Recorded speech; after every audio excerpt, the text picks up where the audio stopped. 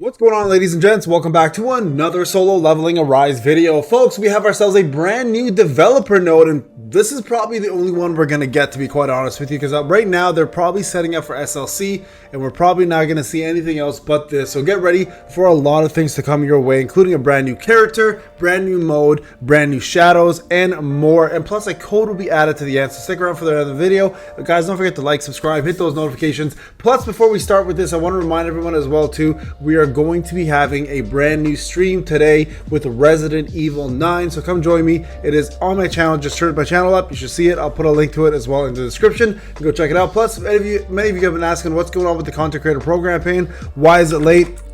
Well, we just got word that it's been delayed because of the SLC a little bit, so we should get a brand new one right here. You guys can see it just says delayed. We should get a brand new one coming very soon, so I apologize, guys. There should be some codes coming your way as well too along the way. Plus, we'll be covering the SLC. One thing I want to mention about the SLC as well, that some of you may or may not know, is I got a lot of competitors coming out to me asking me to make a video directly about this, but I'm just going to mention it now. For those who don't know, the SLC is like BOT. You're not supposed to be affected by increasing the rarity or the ascension of the blessing stones or skills, but unfortunately it looks like that is the case. A lot of people, shout out to TyPal, have been testing it from base to increase, and apparently the damage does increase as you increase the ascension of those blessings. So the plus 1 plus 2 plus 3, and that's actually part of the rules, not supposed to happen. So hopefully the developers fix this and we get a better result out of this. So let's go ahead and go over this, guys. Developers note: back to action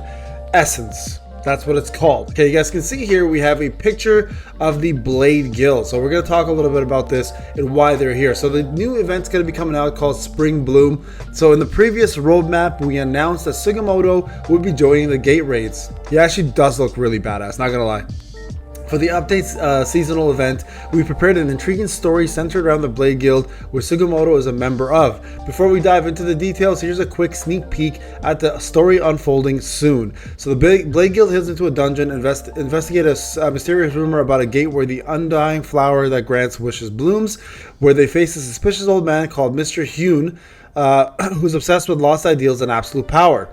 Summoning hallucinatory beasts driven back by the guild members, Mr. Hoon eventually flees into another gate. After the commotion settles, Sugimoto, an executive of the Blade Guild, reflects on the word wish left by the dungeon. He falls into a bittersweet longing as he remembers Kayo, the lover who left him on their wedding day. Soon, however, the boisterous yet dependable voices of the comrades bring him back to reality. Beneath the cherry blossoms in full bloom, he decides to treat the guild members to a meal, stepping back into the warmth of peace springful day. So, you guys can see, it's supposed to be something about Sugimoto, so it is like based around him. And that's great because he's the next character coming, right? So if you guys don't know, we'll talk more about him as well too. He is the one who takes over for Goto after Goto dies, right? So just keep that in mind. That's pretty much his replacement. Same asshole, different sword. All right, so we look forward to seeing this. Now, brand new boss is being introduced here called Patna the Damaged Wing. So Patna the Damaged Wing, which teased in our last dev note, will officially make its debut through this dungeon event. While the main boss of the dungeon event is Mr. Hune, the long-awaited Patna the Damaged Wing will be summoned directly by him during battle, adding an extra layer of intensity to the fight. And you guys can see right here, I don't know if you guys can see it or not, but right there. And the cool thing about this fight, as you can see, there's multiple team members going at the same time. We'll talk more about what this is about too, quite a bit around that, okay? So, all right, so the newly added Hunter Team Fight mode allows you to form a team of hunters with a Song Jianu and take direct control of them in battle. Unlike existing modes, you can freely switch between these hunters during combat, and when they can use their skills immediately upon tagging in. So what they mean essentially, this is a team battle without SJW. We don't usually get those, except for like, I guess Fakna and stuff. Not Fakna, sorry, Kamish. The core fun of the mode lies consistently tagging hunters to suit the flow of battle and changing their skills to combine and make seamless combos. So this is gonna be a brand new mode that's being introduced. I think it's very similar to Kamish. I don't really think they should call this new. I think it's just another version of the battle. All right, so Monarch of Steel event protocol and speed race clearing event. So through this update, the Monarch of Steel event protocol will be newly added to the Workshop of Brilliant Light. let me increase it. Sorry, normally I increase it for you guys. Similar to the new Hunter Protocol introduced in February update, this event is designed to help hunters who struggle with high difficulty content. It allows players to experience and learn the boss core mechanics and combat flow in advance. This content will be provided in Sugimoto mode to ensure the hunters can focus entirely on understanding the patterns and mechanics the battle will be conducted. So you guys can see here, this is going to be probably the new costume for Hardboat. And it's literally Tarnak's costume, so, or Rakpasa's costume, right? So it looks pretty badass on him. I do like the white. I actually do like this one. They're actually really nice colors on them. They all look good, and essentially is a homage to Rakpasa, the Monarch of Steel. So you guys can see here, the first come first clear event will be beginning. I'm assuming they're going to do the same thing where it's 1,000 to 6,000. Some of us will have an opportunity to get this. It's probably the 1,000. We'll get all of them, 1 to 3, and then probably like 6,000. So sorry, 1 to 3, and then 3 to 5,999, and then probably 5,000. So this is probably going to be the one I want most, but this is going to be the 1,000 one most likely. All right, so artifact and farming system overhaul. Now this is the biggest one. I think it's going to matter the most. Our team deeply recognizes the variety of artifacts added for the last few years become excessively vast. We observed that even for expert hunters that master the game, opinions offer different on artifacts, which give you the best efficiency. Above all, we felt that this complexity has become a significant barrier to entry for new hunters and returning hunters. Furthermore, due to the sheer number of artifacts, the fatigue of farming for specific gear and the stress of enhancing options have been exhausting to all of you. So they're calling it the returning to the essence of action. So before we dive into details, we'd like to address the 79 artifact refinement, a topic that's been seeing a lot of discussion through our last dev live stream. Our team has been closely monitoring your feedback, and we are positively considering an increase to the current one-time refinement to better. So it looks like they are going to allow 78s to go to 120, hopefully. However, as this has required both technical implementation and rigorous balancing, it takes some time to finalize. We ask for your patience, as this change will not be part of the March update. So it looks like they're going to make it happen eventually. They're just going to push it back a bit. So hopefully it happens, guys, without any issues. 4 new artifacts with specialized stats will be added to maximize the unique appeal of each hunter class. New artifact tier levels will be 115 and 120 will be introduced. The MP increase rate substat will no longer be there. However, you will be able to select this stat when crafting.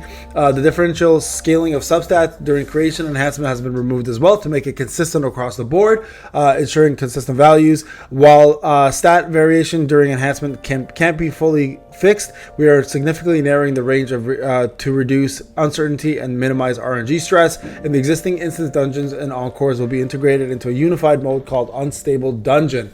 All right, so rewards will shift from individual pieces to set bases instead to streamline progression. Gold drops will be removed, replaced by new artifacts, refinement stones, and newly added mileage rewards. You guys can see right there. Plus, we don't really get much gold anyway, so that works out. The maximum floor limit will be extended by 5 floors, so now we're going to 36. Upon completing battle missions on these new floors, 15 essence stones will be rewarded, consistent with previous rewards. To centralize farming experience, artifacts no longer drop from gates. Okay, to compensate for the loss of salvage rewards, Hunter Association missions have been improved to provide items such as artifact enhancement, resale tickets, etc. Okay, so that's good. So they're just balancing it out, which is great, and that's less inventory space taken. I'm a-okay with that, guys. To assist with newly revamped Unstable Dungeons, we're reducing the number of boss elemental weaknesses from 2 to 1. Okay, interesting. This change is designed to simplify team compositions and allow for more flexibility when forming your hunters. It's actually offering less flexibility, to be honest. That's okay. The final elemental weakness for major bosses, including Lycan, Kargalagan, and Cerberus, will be announced as soon as they are confirmed. To suit the updated game environment, the lower tiers, tier 1, 20 to 35 common grades, blah, blah, blah, will be removed completely from the codex, and the new auto lock and auto salvage systems will be introduced as well. So that's all great news, guys. Let's see how this comes about. Very excited to see this. And a brand new shadow, Colossus, you guys see him in the front of the actual current intro, is joining the Shadow Army. As a powerful ally, Colossus increases the water damage of all allies through its effective armament effect, also providing significant boost to both critical hit rate and critical hit damage. So that's great. Someone that can help us with the water team, which is exactly what we need right now in order to finish the second stage for hard mode. And this should also be another shadow apparently coming. And then simulation gate expansion is going from 40 to 50, so a lot more to do there. Deeper within the simulation gate, powerful opponent standing there is going to be Goto and Thomas as well in the new floors. and our team is committed to providing all hunter updates through June. There's gonna be some upgrades as well to some existing hunters. You guys can see Sugimoto is joining and some hunter balances are occurring. Yes, he is going to in fact be the wind elemental stacker. As I mentioned, he will be HP scaling, and his combat effectiveness increases proportion to his max HP. He offers a compelling playstyle with simultaneously maximizing both survivability and offensive power. So definitely a replacement for probably Goto. Either that or he'll work with him, who knows. For optimal growth, we recommend using HP, critical hit, and critical hit damage. So that's interesting that they don't mention defense pen at all. And you guys can see right here, just as they breathe new life into Alicia, they're going to actually buff up a couple other characters. So Kanae, SL are going to be buffed, and then Wind is going to be Mirai, which a lot of you have been looking forward to, as well as Leonard, which was very surprising to be honest with you. So that's a pretty big one, allowing us to use older characters yet again. So kudos to the devs for doing that. So story chapters 30 and 31 hard and reverse mode will be added. New guild boss Manticore is coming. Grokar will now appear as a boss in the battlefield of time. An issue where the second hit of Phantom Strike would occasionally fail under certain conditions is going to be updated as well, and a few other things as well too. Although not including the upcoming patch, they're also preparing increasing battlefield of trials to 90 notifications. A new hunter Elena is going to be joining for the following update, and then of course 2 weeks left until the qualifiers for the SLC 2026 are going on. And during that time, guys, we're going to be having the coverage as well live with me and probably other folks, and then we're also all going to be getting the roadmap for the second half of the year, which is very, very exciting. And then there's the code, guys. Dev note with the 0_spring with a 1. Okay, so just guys to see that. Thank you so much again. Make sure you use the code before it's gone. I'll see you guys in the next video. Peace out.